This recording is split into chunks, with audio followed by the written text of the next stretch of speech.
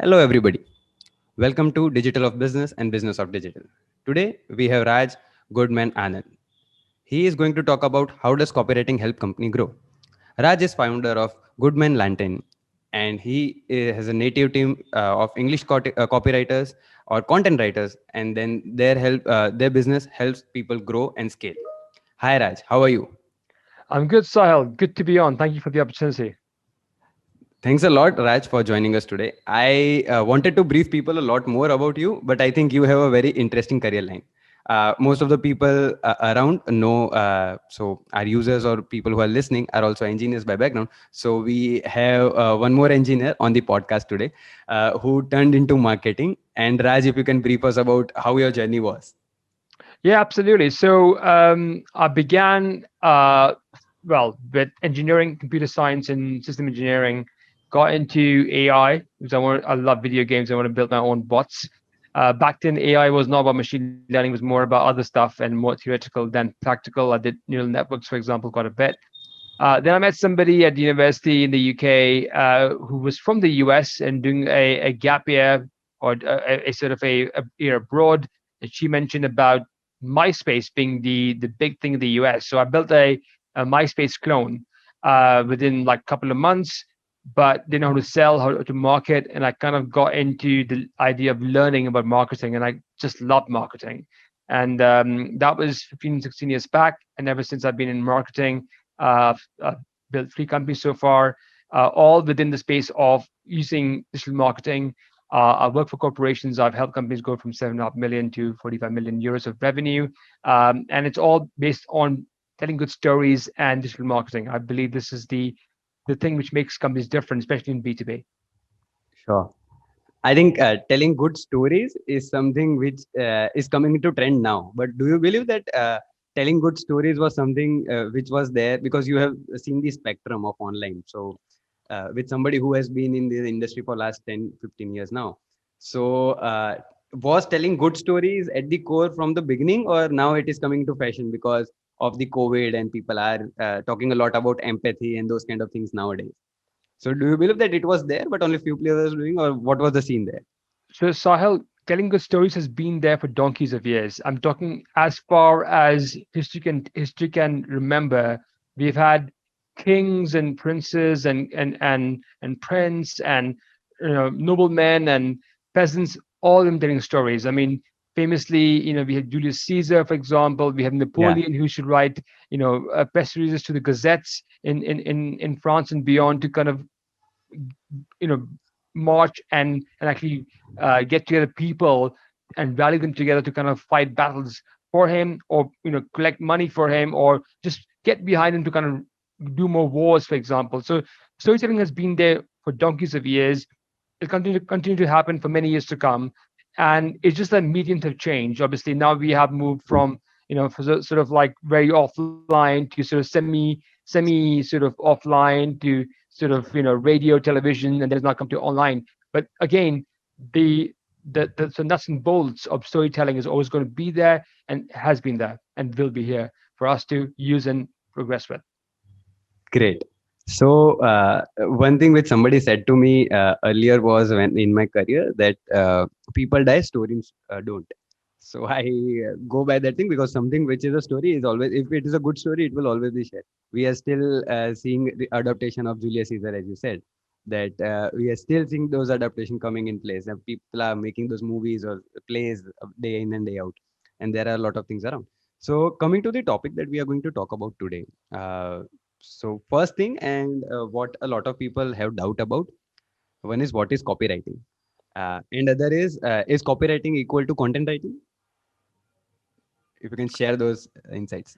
So I think first, before we jump into different between the different terminologies, I think that it's kind of to clarify, copywriting is a sort of a part of content writing. And I'll explain why that's the case. So content creation is more than just writing words. It could be content for example, videos, could be podcasts, could be blogs, social media content, could be literally anything which might require a consumption in one form or the other. Copywriting is basically a form which is looking at the actual copy, which is the actual text which goes within these different mediums, and it needs somebody who understands the nitty gritty of how to create one, how to make it consumable, how to actually make it enticing for people to read more or consume more of it. And I think that's where the science comes in as well. You really need to understand the mindset of the person and how does that content work in the space that the user is and what they need from it. Understood. So mainly what happens is people have a partial knowledge, or whenever Mm. somebody is trying to get a service, so they confuse between things, and then they just want a blog, and then they are looking for a copywriter in that way, or something of that sort, and that is what happens a lot. So is copywriting equal to advertisement or advertising? Is that the case, or it is different? So ads also require copywriting as well. You need someone to write the copy for the ads, for example. In most cases, in some Yeah, cases, it might not require that much of copy within it, but most ads will have copy in multiple forms. There'll be the copy for the ads itself, but also there'll be landing pages which you have to build where people arrive and you click on the ads itself. And I think again, understanding the medium, understanding what works in different platforms, for example, is really important as well. Copywriting goes beyond just looking at writing words which sell. It also requires the medium and the knowledge about the platforms you're writing for as well, and more importantly, the company, their story, their values, their mission, their vision, and that's the most important part because if that's not understood very well, then how do you convey that to the end consumer? yeah. So in copies, or while writing copy, is it necessary for people to have experience in the first place, or new people who are into content, and they can also do this role? So do you think experienced person is required to do these things, or somebody with training, a bare minimum training, can also justify their role? Is it possible? I think when it comes to any service you provide ever, I think the answer is the same. You have to hone in the skills. You need to really master the art of Yeah, making a concise, precise bit of work which you do. That's what sells at the end is you sell a feeling, and that takes training, it takes experience. So I think the answer is pretty pretty simple. trivial. Yeah. Yeah. So while we as you said, you are selling something, and there are a lot of sales copy which are written, Mhm. and people, most of the founders in the company write those sales copy because they are the people who understand the most about the product. And at the end, it's a tussle between the copywriter or the content writer in the company and the founders most of the time whenever they are trying to do. And that happens a lot in SaaS companies, because the feel of the product is different, and then somebody is trying to do those things. So have you also faced the same thing while doing services for people, or it's something, it's not a normal scenario? So as I mentioned earlier, to write copy, teams need to understand the company's core values, mission, vision, tone of voice, and that's the first step to really writing good copy, or to do anything is to do the research we have to kind of get into. So we spend a lot of time on our dime to help the Yeah. customer really understand their voice, their values. Sometimes customers perceive them to do something else, and they're very different. So we really make sure that we understand what the company's actually after, do competitor analysis, do opportunity analysis within the market. That's super important for us to kind of really get that right. Um, Without that, we cannot write. It cannot be authentic, for example. And that's been so it's always a bit challenging initially, but putting in doing the homework, for example, is super important to kind of get this going in the right direction. So it comes down to the homework, as you said. So somebody who is starting the career, suppose in content writing, or is want to pursue this thing. So what could be the perfect trajectory according to you? Because you have been in this business for long now, and for Goodman Lantern has been there for 6 years now, and you have, I think, seen a lot of content writers or copywriters around, and then you have been working with them on their skills and those kind of things. So one thing is the industry relevant enough, which people see that it is growing day by day. uh, so how is the future? What is the kind of industry, and how can somebody get into this? So, I mean, there's actually multiple things there. I mean, first thing Yeah. I've noticed is that it actually helps to have native English content writers, because they can capture the cultural nuances more than people who are from English as a second language, for example, writers. Yeah. Um, that's really important. At least the majority of our customers, they prefer native English content writers. So that's the starting point. And we look for people who love to tell stories, understand concepts, and explain them into simple words. And that's really important, because there are a lot of companies you work with who are technically really advanced. They really understand, they have a good understanding of the knowledge of about technology, for example. You need to break it down into simpler words, and that requires an expert who can break it down into bits which can be consumed by the end consumer, because not all the time you will have a super tech savvy buyer. You'll have Yeah. CFOs, CEOs who don't understand technology, and but they still work for a tech company, for instance. And that's very normal, and that should be the kind of norm for us to understand that. So it's all about that. Also understanding about, like, most of our work at the moment is about pull marketing or inbound stuff. So True. having a good concept of inbound marketing and what that actually looks like. Um, how to stay relevant. How do you make the content relevant? How do you actually bring in today's you know challenges or opportunities within the content you write, and how do you build trust? All these things are important when you do a search for our ideal content writer, and when you promote our content writers, internally we're giving them training. These are the points we can look at and train them on. Got it.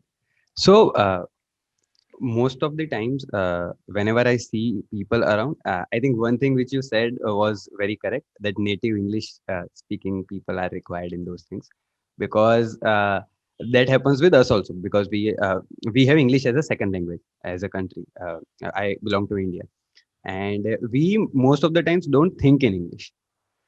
We think in other language, and when then we convert it to English, and those are the things where a lot of people face problems in, because while they are trying to get into other people's shoes, but they are themselves not comfortable enough to understand what the pain point is. So which I Sure. think you rightly mentioned, that native English speakers are required in a way to connect. That is number one. Other thing, which is a problem sometimes, which I see in the industry, is do you think people forget that they are writing for a layman in that way, or they have to write it in a layman language? Is that the case that you have seen in the industry while they are writing? Because glorifying things or writing it in a way using jargons is the trend now. So do you see that change happening anywhere? um, well, I think sometimes what happens is that founders get so carried away by what they build that they forget that the end buyer has to be first educated. There's actually a funnel which we have to use for marketing, which is, you first thing is you bring in people, top of the funnel. You then educate the customer about your Yes. product or service, and then you convert them to the bottom of the funnel. So there's top, middle, and bottom. People kind of jump that funnel and go right to the bottom conversion when there's no education happening. And that, I don't blame the founders for it. This is a natural instinct, for instance. But you know, famously, people who were selling VPN, didn't educate the customers of VPN, what the benefits of it. It's not about the features, it's about the benefits which are there for the end consumer. And that's super important. I think people forget that, and that leads to less conversions, less sales. And at the end of the day, if you get that right, what you want really going to do is to help you sell better and grow faster. Very true. So we currently are building Linkjoy, which is again helping Instagram guys to just push content, or just push people from their single page to another pages and those kind of things. And that is where the question of value comes. As founders, most of the time you are so obsessed with the product that you start selling the product rather than the values. It is I think the correct way that you have said, and we always forget. So in the ida model which is there, people don't try to get into the awareness or interest part. They are into desire and the action part a lot. Another question which I have around content is, mainly a lot of people while reading content, connect to the thing, but there's a lot of drop rate in that. So somebody who's reading the blog is not coming back to your blog and those kind of things. So inbound, what would be your suggestion for agencies? So is inbound marketing, which is a long term effort, a good thing for agencies, and how should they divide their time between doing paid ads, which directly gives them result, versus the inbound marketing or the efforts in content? So how would you, or how do you guide your customers in that way? Well, I find that inbound leads convert typically about 12 times better than, sort of outbound leads. Just in general, this is general across the board, as Yes, it were. true. Um, Website conversion rates is nearly 6 times higher for content marketing adopters versus the ones who don't. So, I mean, there are some really good trends out there. Yes, content is a long-term game. Yes, it's difficult. Yes, it takes time. But if it was easy and it was quick, then it would be really easy to kind of come in the market, make a big splash, and just kind of get out of it. It's always a long-term game when it comes to building a brand, building a company, building an opportunity, building making a revolution happen. It takes time. Rome wasn't built overnight. It takes time to kind of build something properly. And I think also when it comes to inbound content based marketing, it is a gift that keeps giving. Once you invest in it, for many, many years to come, you'll get rewards from it. Whereas in advertisements, once the ads are switched off, that's when the traffic drops, and so does the True. conversion as well. So there's actually a fundamental difference between advertising, which is about telling people about your product, and actually content or inbound showing you what the company can do for you. So there's a big difference there, and I think yes, do a marketing mix to advertising and content, but don't forget content, because I think that's a very important part of growth for agency, for instance. So I think one thing which struck with me while you were saying this is Rome was not built in a day, and so people in content sometimes are. We want this thing to go viral. Whenever they have written one blog, two blog, and then they are like, "I need 1,000 people visiting this next day." So that is a difficult ask for a marketer to explain them why it will take time. Other thing is, while building audience, it is difficult to build audience. It is easy to get 500 views on your Instagram reel rather than getting 500 views on your blog. That is true. But do you think the trend is, so people are understanding that the platform that they are on is not what they own?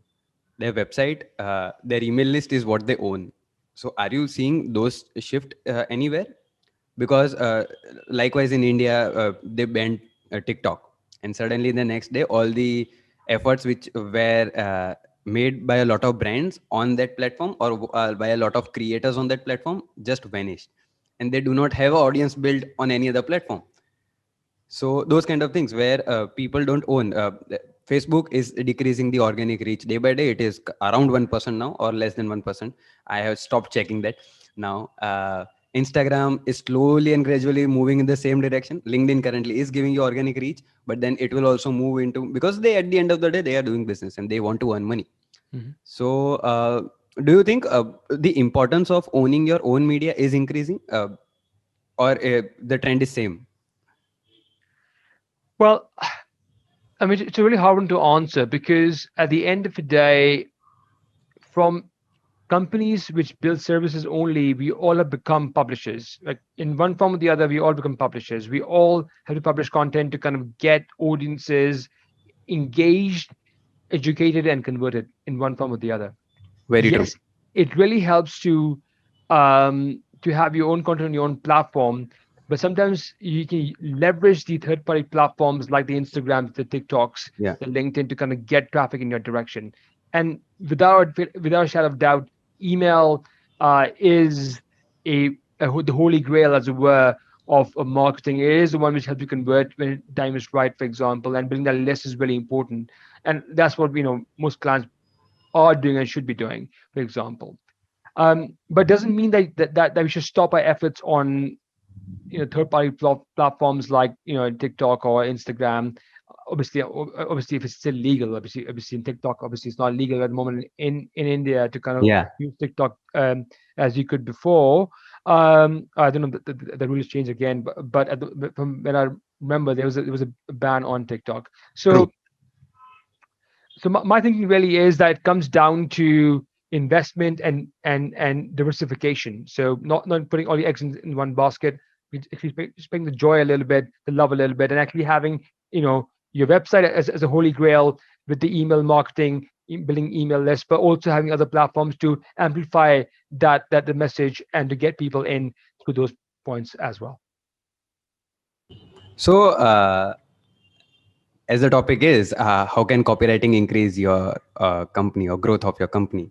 So, what would be the channels that you would like people to understand in the beginning?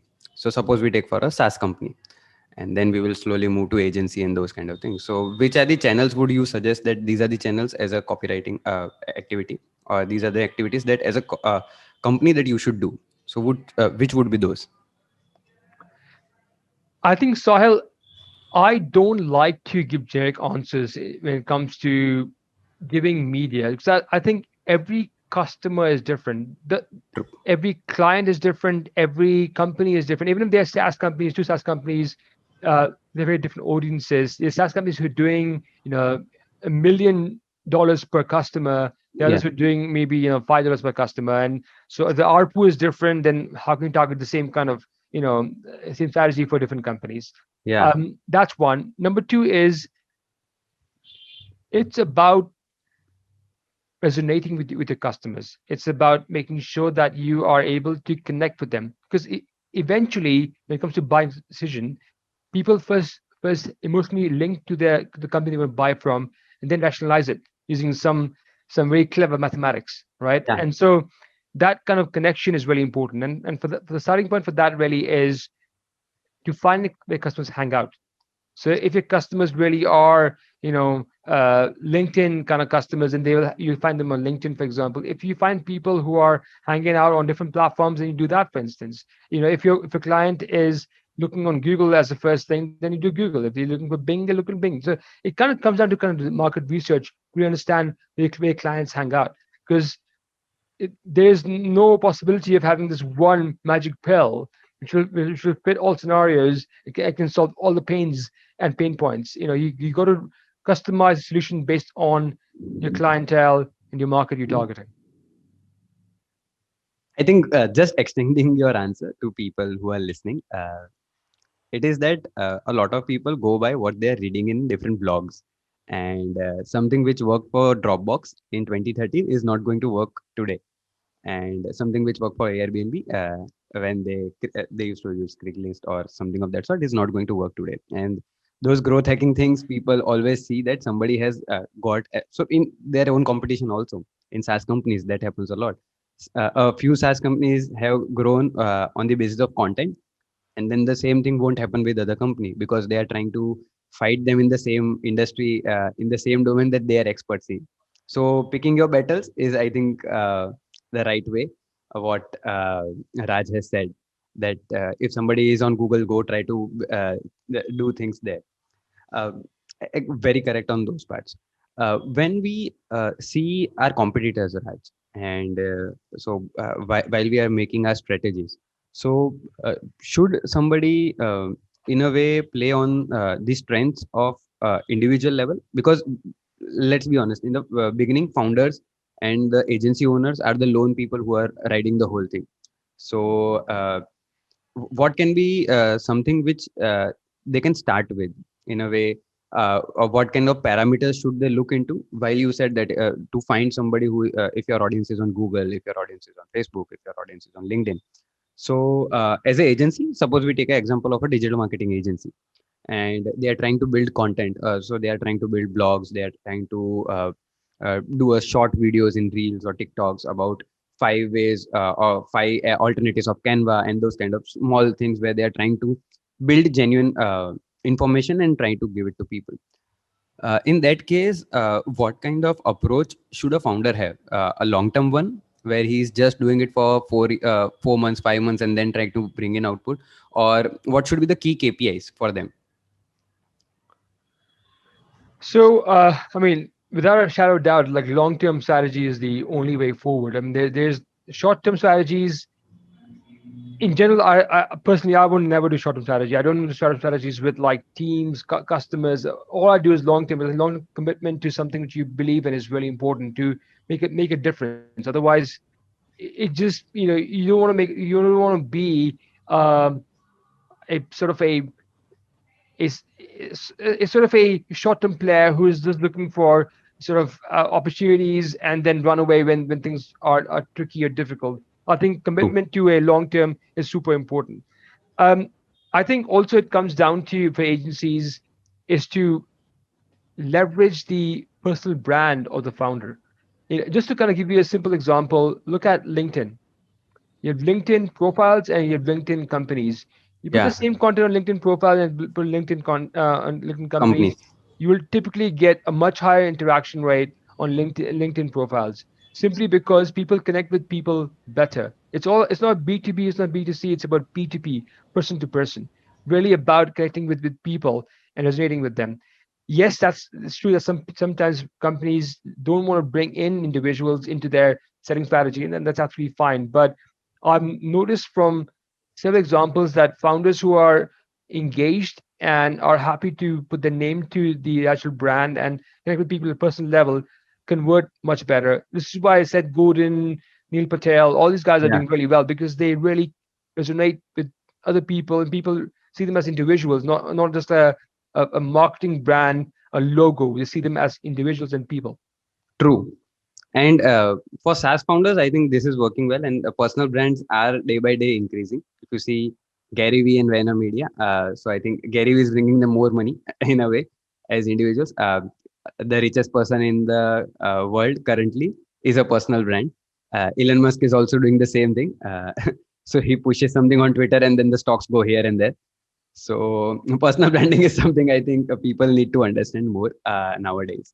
Uh, so in copy, as we see the individual part, let's talk about those or explore those. So have you seen any or which are your favorite individuals who are making those things in the companies, or trying getting good sales out of their individual brands? Which are the ones that you feel are doing it correctly for audience to understand? Well, I mean, you only mentioned Elon Musk, you mentioned Jeff Yeah. Bezos. I mean, Yeah. I mean, if you look at all the major companies who recognize them and we kind of go with, I mean, Google founders have been doing that. For example, Uber founders, for example, Uber founder, I must say, in particular. I mean, all these have individuals who shine with their personalities. Some of the personalities are maybe not the most likable personalities. Maybe they are a bit contrarian to the approach of running companies, but they still have their views, their thoughts, and they are not shy to talk about it. I think that what makes them individuals. That's what makes them unique. And it's much easier to differentiate a company based on the founder than it is based on marketing messages which are very generic, for example. So we like Right. to kind of bring in founders and their thoughts into the actual mix because it does really help companies to sell better and grow faster. Okay. And Okay, so platforms we have already discussed. So I was just coming next to which platforms are there, because that's a generic question again. Uh, Coming to a specific part of what we are currently discussing is copy and content. So there are platforms like Reddit, there are platforms like LinkedIn, where long form is going well. Quora was there. Uh, how do you see the trajectory of all these three platforms? Because Quora at a time was very much in the news, and nowadays it is again just used as a backlink tool by most of the people. So any other platforms which you feel are there, which are upcoming, like Clubhouse recently came up, and then it is pure audio, but it's coming up. So for content, in a way, uh, written content, do you feel these are few players in market, but then some of them are coming up, or which are good platforms? I mean, Sahil, I would say again that more than the platforms to focus on the platform itself. It's important to focus on the strategy, because I think Okay. these platforms come and go. You'll have Quora coming in and going. There'll be Redis Yeah. coming in and going. For example, you have, your Yahoo question and answers. For example, in the True. past, you know things shut down, things start up. It's not important to kind of focus on the platform and have platform related strategies. The strategy should be independent of the platforms. It should be about the core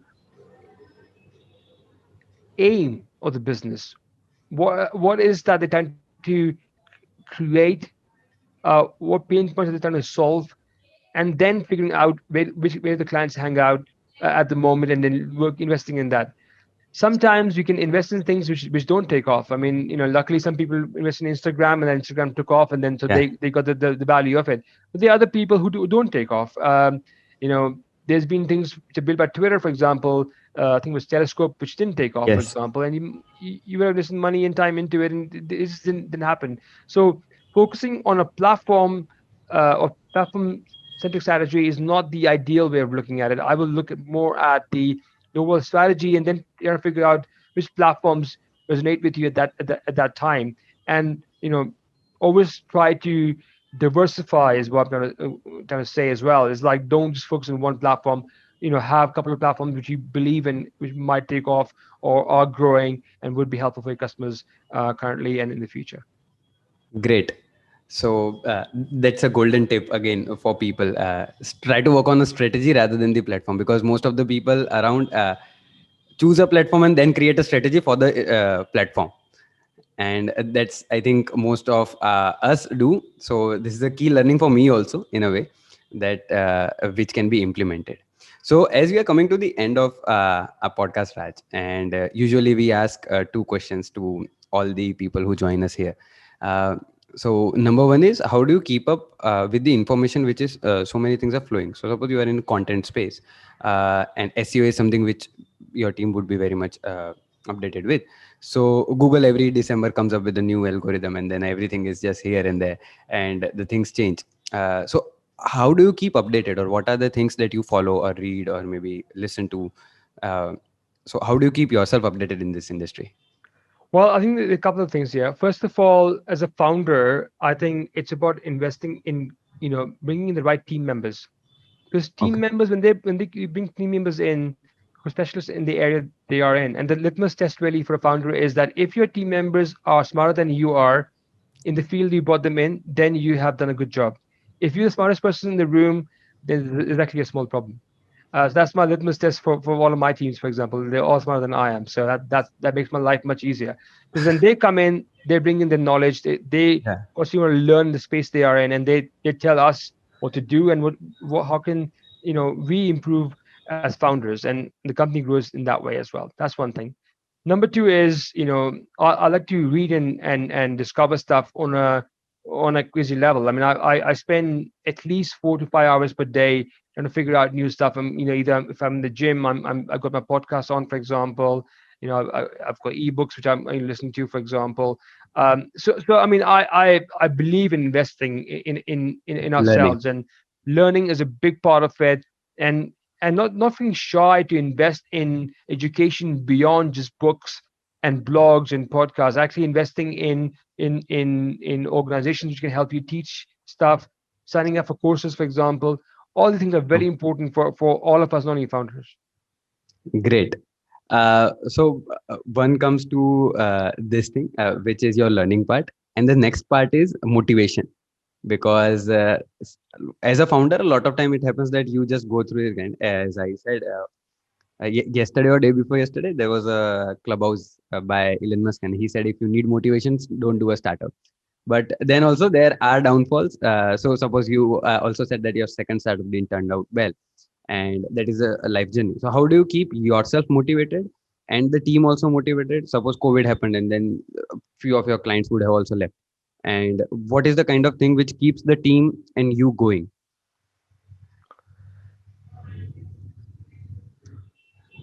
Many a times, I've noticed that motivation comes as a team. We need to build a team where we support each other, and we actually are in that kind of mindset of helping and improving.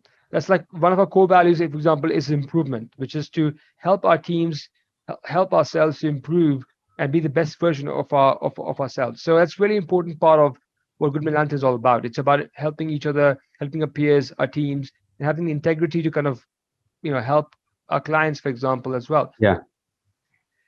That's one thing. Second thing is also that when it comes to motivation, as a founder, you can have, it's like a bit like the British weather. You can have a rainy day, sunny day, windy, dry day, all in the same day, and you can have a crap day, a brilliant day, a average day on the same day as well. You can have a Yeah. hour which could be exactly the same, for example. And you need the support of a team. And I think the way you can do that, for example, is to be transparent with your teams. Be absolutely open with your teams, for example, about things. Um, that's super important. Number two is to make sure that the upsides and downsides are also shared as well. So, for example, we have a policy of sharing our revenue with our managers, for example. All of managers get a bonus based on the company revenues, so that Understood. the the growth which they have made possible for the company, they are a partner in that. True.